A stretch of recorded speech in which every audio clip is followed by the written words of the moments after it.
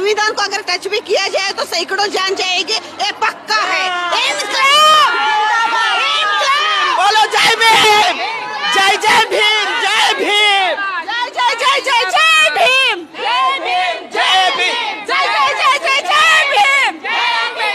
मतलब चेतावनी है सीधा चेतावनी, क्योंकि डॉक्टर बाबा साहेब अम्बेडकर इंडिया में बर्थ हुआ है उनका, लेकिन उनके जो बर्थडे है वो बाहर देश में, इंटरनेशनल में वर्ल्ड नॉलेज डे करके सेलिब्रेट करते हैं। और हमें शर्म आनी चाहिए कि उन्होंने जो संविधान लिखा है वो मिटाने के लिए बैठे हैं हम। आज मैं इतना बोल सकती हूँ तो डॉक्टर बाबा साहब अम्बेडकर के वजह से, क्योंकि उन्होंने दिया है मुझे अधिकार, संविधान में अधिकार दिया कि हम महिला भी कुछ भी कर सकते हैं। मैं ऐसे पूरे घर में ऐसे नहीं रहना चाहती। बहुत बड़ी बात बोल रही है आप। हाँ, ये ऐसे फिर से नहीं रहना चाहती।